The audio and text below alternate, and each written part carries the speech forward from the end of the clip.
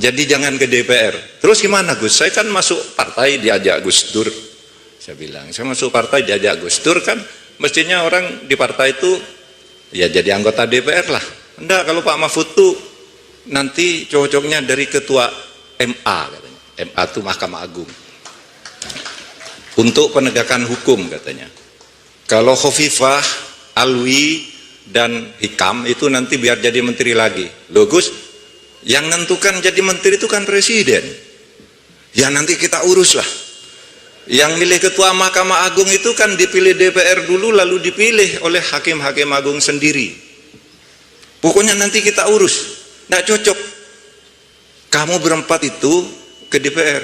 Lalu saya sebut nama-nama lain. Gus, ini kok boleh? Ini kok boleh? Masa saya nggak boleh? Kalau itu kan memang tukang bohong katanya.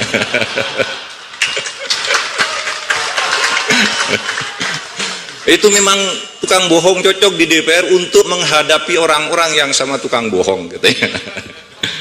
Nah itu saudara, sudah saya tulis itu di koran ketika Gus Dur baru wafat gitu. Jadi ini bukan cerita baru, sudah saya tulis di Jawa Pos dulu dan banyak dikutip orang sebagai seperti lucu-lucuan, tetapi itu benar ketika Gus Dur mengatakan DPR itu kan tempatnya taman kanak-kanak gitu.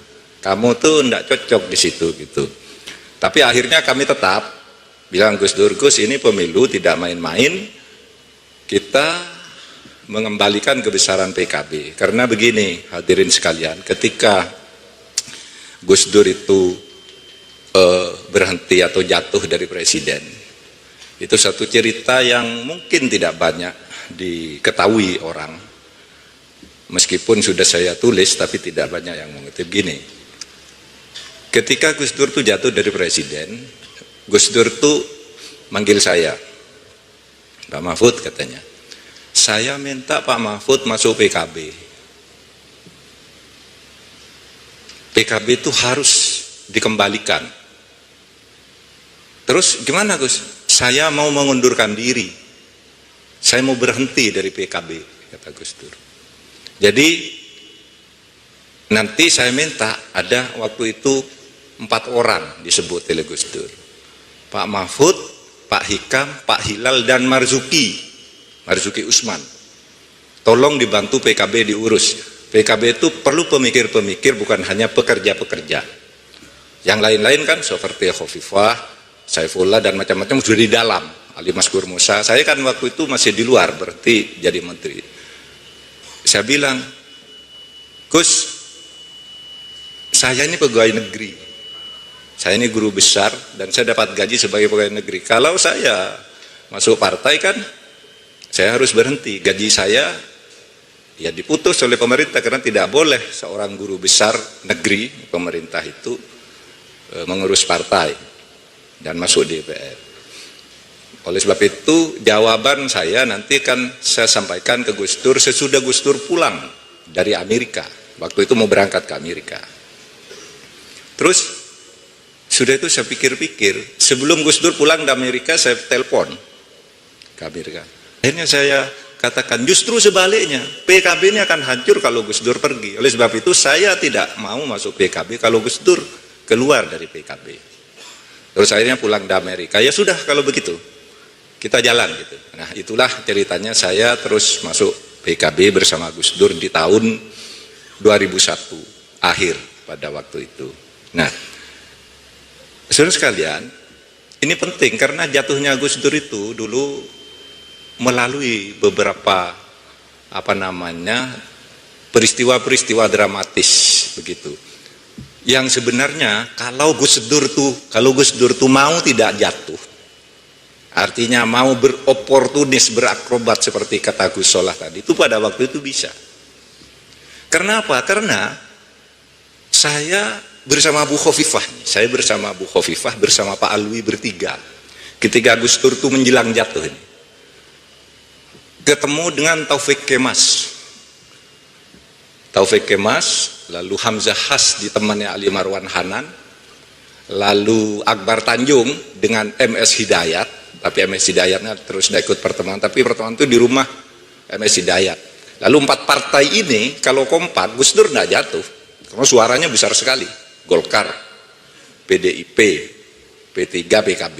Yang lain itu tidak akan mencapai quorum kalau akan menjatuhkan Gus Dur.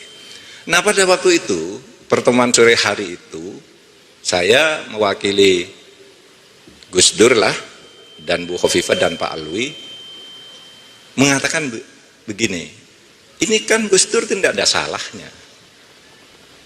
MPR itu memorandumnya kan hanya menyebut patut diduga, ikut terlibat. Patut diduga itu secara hukum tidak bisa dijatuhi sanksi politik, karena menurut TAP MPR nomor 3 tahun 78 untuk menjatuhkan presiden itu benar-benar bersalah melanggar haluan negara, bukan patut diduga. Ya terus gimana katanya, Gus Durnya kayak gitu. Udah, nanti Gus Dur kita anggap selesai masalahnya, tapi ada syarat, kata 3 pimpinan partai ini, Pak Hamzah Has, Taufik Kemas, dan Akbar Tanjung. Apa? Begini, Gus Dur terus pemerintahan sampai selesai, tetapi kabinetnya harus dirombak.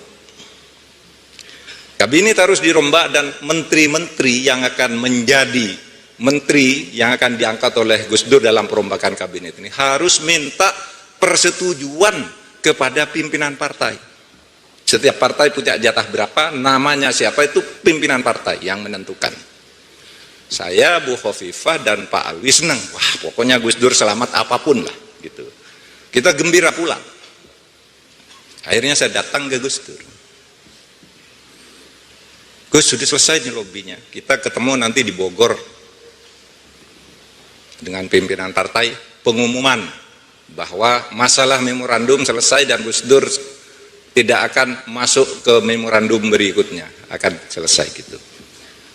Tapi ada syaratnya, Gus. Apa syaratnya? Gus Dur harus merombak kabinet,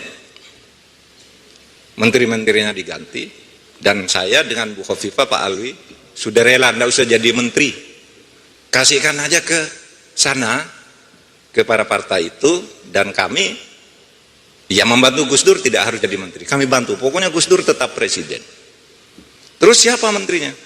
Menterinya akan diusulkan nama-namanya oleh mereka. Gus Dur tuh marah, nggak bisa katanya, demokrasi itu bukan pasar. Saya lebih baik berhenti dari presiden daripada saya didikte oleh partai-partai dengan cara melanggar konstitusi. Gus Dur. Masih ingat ya Bu Khofifah ya? Ingat. Gus Dur, saya lebih baik berhenti daripada saya didikte oleh partai-partai. Ini presiden punya hak prerogatif mengangkat menteri, tidak boleh didikte oleh partai, kata Gus Dur. Lalu Gus Dur kan suka bicara. Jadi ngomong ke koran begitu, bahwa sudah ketemu tim lobby presiden dengan 3 pimpinan parpol besar, sudah ada kesepakatan, tidak ada memorandum berikutnya, tidak akan dijatuhkan. Gus Dur tidak akan ada sidang istimewa presiden, tapi saya menolak syaratnya, kata Gus Dur. Diumumkan ke koran. Jadi perjanjian ketemu di Bogor tuh tidak mau lagi pimpinan partai. Orang saya sudah syaratnya udah ditolak sebelum ketemu. Nah, akhirnya sebelum itu, sesudah saya bersama Bu Khofifah itu gagal meyakinkan Gus Dur, saudara, besoknya itu saya bersama Al-Hilal Hamdi temui Gus Dur di ruang presiden. Bapak Presiden, masih ada waktu untuk presiden tidak sampai jatuh dari presiden. Apa? Itu yang syarat dikemukakan oleh 3 pimpinan partai itu. Gitu.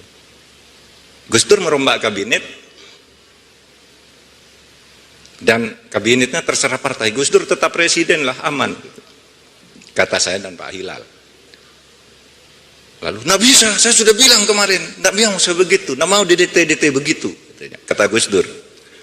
Lalu Hilal Hamdi bilang, Gus, ini kan fakta bahwa Gus Dur sudah lemah, Gus Dur sudah kalah secara politik, terima saja biar tidak jatuh. Gus Dur ngebrak meja waktu, kita tidak boleh tunduk pada fakta, kata Gus Dur. Kalau kita mau berjuang harus melawan fakta dan membuat fakta baru, itu kata Gus Dur.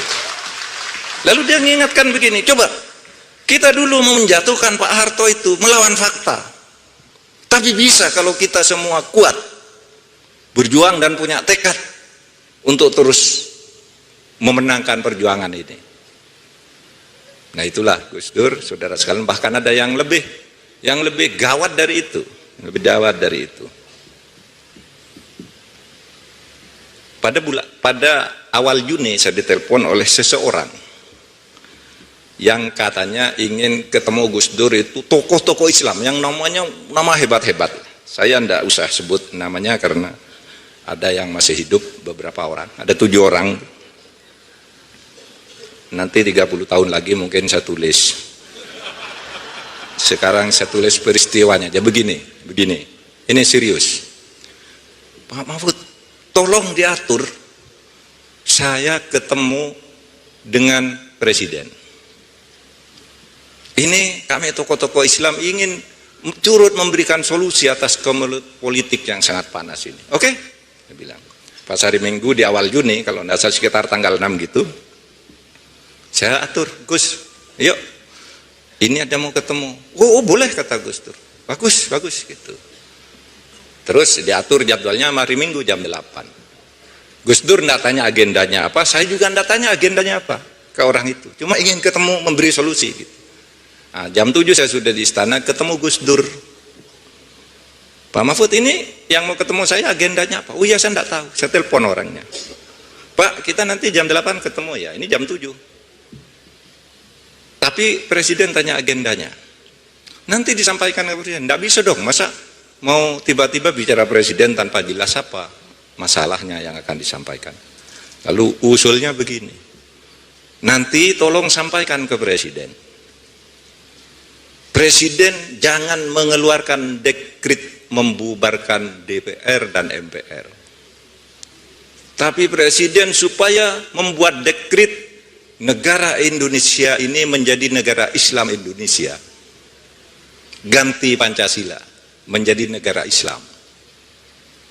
Wah, saya kaget mendengar itu. Saya sampaikan ke Gus Dur, Gus, ini tamunya si A, si B, si C ingin ketemu presiden, mau mengusulkan agar Indonesia tidak berdasar Pancasila lagi, dan kalau Gus Dur mengeluarkan dekret itu dalam waktu sehari 2 hari, Jakarta ini akan dikepung oleh seluruh umat Islam yang akan membela Gus Dur di Jakarta, sehingga Gus Dur selamat dan Indonesia ini akan dibela oleh umat Islam karena itu adalah perintah presiden dan dekret presiden. Lagi-lagi Gus Dur marah, saya lebih baik jatuh dari kedudukan presiden daripada saya mengkhianati republik ini, melanggar konstitusi. Itu sudah saya tulis di buku saya pada tahun 2003, judulnya Setahun Bersama Gus Dur. Kalau yang cerita saya calon DPR tadi kan calonnya tahun 2003, jadi buku saya sudah terbit, itu saya tulis bersambung di koran Jawa Pos pada saat itu.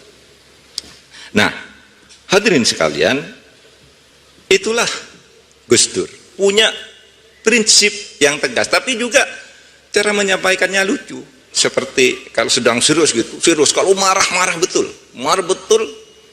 Bahkan Gus, kata si Marsilam itu, ini sebagai sahabatmu, tidak ada jalan lain, kompromi dulu. Tapi Gus Dur marah lagi, nah itu nggak bisa, jangankan hanya sahabat seperti kamu, anak istriku saja kalau melanggar prinsip saya tolak usulnya. Itu Gus Dur, betul. Nah, saya sekalian, tapi lucu tadi seperti calon anggota DPR kan lucu, dan lebih banyak lucu-lucunya kalau terutama kalau soal program-program. Gus Dur tuh nyampaikannya itu kadangkala bergurau saja. Tetapi kalau prinsip seperti tadi marah. Kalau program-program misalnya, Gus, saya kok diangkat jadi Menteri Pertahanan, apa tugas saya? Loh, saya juga tidak tahu, kata Gus Dur. Coba bayangkan, bergurau begitu itu. Saya tidak tahu, tapi kan antum kan profesor, masa tugasnya tanya ke presiden? Gitu. Kalau nggak tahu betul, kamu datanglah ke Pak Yudhoyono tuh tanya, militer itu apa, pertahanan itu apa, gitu. Jadi begitu Gus Dur, tapi pasti bisa, kata Gus Dur pada waktu itu. Nah, hadirin sekalian, lalu menjelang Gus Dur wafat, tuh kan ada peristiwa, ya kira-kira 3 atau 4 bulan sebelum Gus Dur wafat, tuh kan saya ketua MK, lalu ada gugatan ke MK untuk mencabut atau agar MK membatalkan Undang-Undang Nomor 1 PNPS tahun 65 tentang penodaan agama. Itu mereka minta, para penggugat ini minta, ada 20 orang lebih, 20 kelompok lebih, 34 kalau tidak salah, banyak sekali. Karena Undang-Undang penodaan agama ini dianggap melanggar hak asasi manusia, melanggar kebebasan beragama. Gus Dur termasuk salah satu pemohon di situ. Sementara NU dan Muhammadiyah dan Kementerian Agama keras tidak setuju itu dicabut. Gus Dur termasuk salah satu pemohon. Tapi Gus Dur itu hebatnya, datang beliau itu setiap hari Jumat, biasanya di MK itu agak longgarnya tuh mulai jam 11 sampai jam 2, sehingga saya bisa nengok ke rumah sakit, ke RSJM, beliau cuci darah jadwalnya itu. Nah, saya datang ke Gus Dur. Sebelum saya bicara, beliau udah bicara begini, Pak Mahfud katanya, saya mengajukan gugatan ke MK. Iya Gus, saya sudah tahu tentang Undang-Undang penodaan agama. Itu melanggar hak asasi manusia, harus dicabut oleh MK. Gus, saya bilang, itu saya sudah punya pendapat lama sebelum saya jadi ketua MK, itu tidak bisa dicabut melalui proses hukum. Itu hanya bisa dicabut melalui proses politik. Seharusnya kalau Gus Dur mau cabut, kenapa dulu tidak waktu Gus Dur jadi presiden saja, lebih mudah. Ya kan, presiden pada waktu itu belum ada ketentuan tentang prolegnas, program legislasi nasional. Presiden bisa membuat sewaktu-waktu undang-undang itu. Kenapa? Wah, itu angel DPR-nya katanya. Loh, MK lebih sulit lagi Gus, ya bilang. Oleh sebab itu, ya gimana menurut Pak Mahfud? Ya kalau saya tetap itu, tetapi nanti tetap kita sidangkan. Lalu Gus Dur begini, Pak Mahfud sekarang hakim. Putuskan menurut keyakinan Pak Mahfud. Saya sekarang warga negara, bukan presiden. Jangan terpengaruh, kata Gus Dur. Apa yang menurut Pak Mahfud secara konstitusi benar, secara hukum benar, putuskan saja. Tapi harus fair. Jangan karena tekanan publik, jangan karena siapa-siapa. Nah, itulah kemudian, saudara, Undang-Undang penodaan agama itu gugatannya ditolak oleh MK, dan MK mengatakan itu wewenang DPR. Nah, ini saya melihat pada waktu itu gerakan-gerakan Islam itu senang semualah. Hebat tuh MK, menolak, menyerahkan ke DPR karena bukan bidangnya. Nah, saya melihat ada inkonsistensi akhir-akhir ini ketika MK menolak gugatan tentang zina dan LGBT, bahwa itu adalah wewenang DPR, malah MK dicaci maki. Tidak konsisten kan? Tadi katanya bagus kalau diserahkan ke DPR. Sekarang MK salah karena nyerahkan ke DPR gitu. Nah, itu apa artinya, saudara? Sebenarnya sikap politik atau pandangan politik seseorang, ideologi seseorang itu bisa mempengaruhi atau mengubah sikap seseorang. Banyak orang tidak punya konsistensi, menjadi avanturir, kata Gus Solah tadi. Sehingga saya ingin menyimpulkan agar kita bisa bergantian gitu, bahwa Gus Dur itu orangnya sebagai pemimpin itu lurus, tegas dan kritis. Lurus, tegas dan kritis. Nggak mau dia didikte, nggak mau disantet, tapi lurus saja. Saya konstitusi gitu. Oleh sebab itu sesudah Gus Dur jatuh, dicari salahnya nggak ada. Gus Dur tuh bukan orang yang tersandera gitu. Sekarang ini banyak loh pejabat kalau sudah turun tuh pada takut. Sudah tidak ada jabatannya, tidak ada yang membackingi, ada salah, dikejar-kejar, dijadikan objek sebagai isu pelanggar hukum, korupsi dan sebagainya. Gus Dur kan tidak. Itu karena orangnya itu lurus dan tegas pada sikap, nggak mau tuh main-main, gitu. Dan sangat sederhana pembawaannya, tidak jaim istilah anak sekarang jaga image, tidak. Dia Gus Dur tuh ketemu siapa aja ya sama aja, kalimatnya sama, guraunya sama. Dengan ajudan ya bergurau-gurau gitu. Kalau ada tamu gitu, mau masuk ke istana tamu, dilarang oleh pas pampres, masuk lewat HP-nya Gus Dur. Gus, saya mau masuk ini, dilarang oleh pas pampres, suruh jemput sama Gus Dur, jemput tuh keluar tuh. Ada kiai siapa dari Lampung katanya, ada kiai siapa dari Lamongan, suruh jemput keluar, nggak usah pakai ini, suruh masuk aja ke sini, saya ada katanya. Sekarang nggak bisa, saudara, nggak bisa sembarangan, atau dulu juga nggak bisa, selain zaman Gus Dur, nggak bisa begitu, keluar masuk begitu. Artinya Gus Dur itu sangat sederhana. Kemudian tidak menuhankan jabatan. Gus Dur itu, ya itu tadi, ya jatuh kan. Pada waktu hari jatuh itu yang mau menjelang jatuh itu kan yang gelisah itu orang seperti Khofifah gitu ya. Gus Durnya sendiri ketawa-ketawa itu. Iya kan, saya ya gelisah, Pak Alwi gelisah, kiai-kiai gelisah, katanya berdoa dari Gus Dur ketawa-ketawa aja. Bu Khofifah itu dulu ketika, kenapa sih Gus Dur sudah lurus begitu, kok masih banyak orang mau menjatuhkan? Lalu ada bisik, mungkin katanya, mungkin Gus Dur tuh lupa bayar zakat karena terlalu sibuk, nggak pernah ngitung berapa zakatnya, harus bayar pajak. Tahu nggak, mendengar bisikan begitu, Bu Khofifah itu ngumpulkan uang 20 ribuan, puluhan ribu, masuk ke pelosok-pelosok kampung kumuh, dibagi, ini zakatnya Gus Dur, ini zakatnya Gus Dur, saking ingin menyelamatkan Gus Dur itu, Bu Khofifah itu. Itu saya yang tahu, karena dia pagi-pagi tanya, mau kemana ini bagi zakat ini, Gus Dur ini harus disakati, mungkin belum zakat dia katanya. Bu Khofifah itu mengumpulkan uang yang ratusan ribu ditukar puluhan ribu, dibagi ke kampung-kampung kumuh orang-orang miskin. Gus Durnya sendiri tenang aja katanya. Waktu Gus Dur itu jatuh pada tanggal 23 Juli, saya itu sedang diutus oleh Gus Dur ke Surabaya untuk meresmikan Universitas Madura. Ketika saya mau berangkat, Gus Dur itu bilang begini, Pak Mahfud, itu orang Madura itu perlu universitas negeri.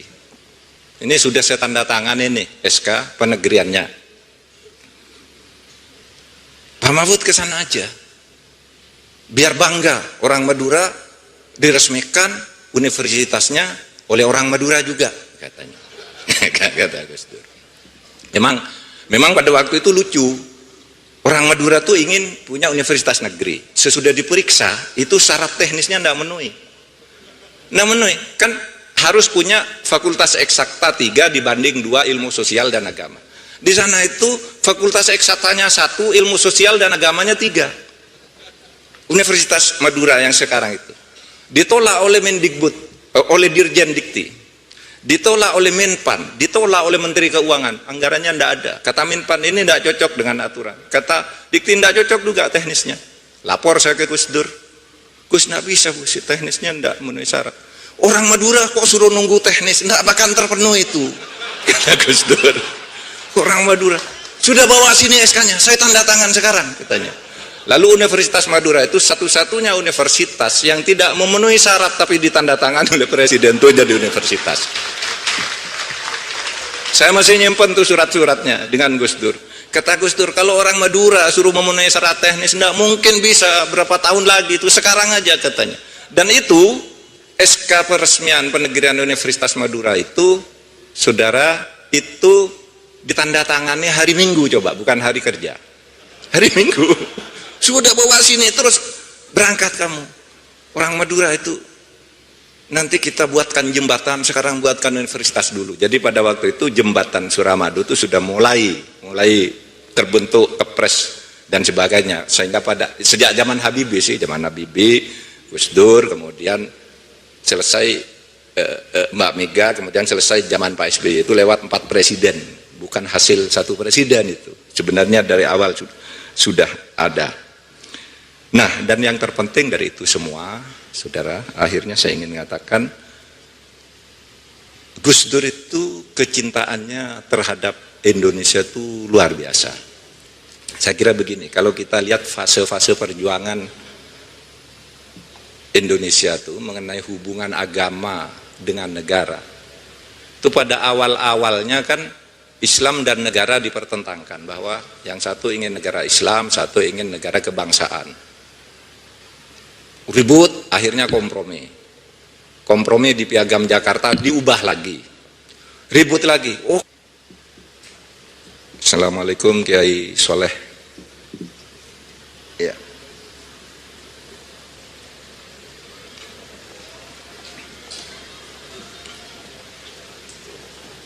Kiai Soleh Iskandar.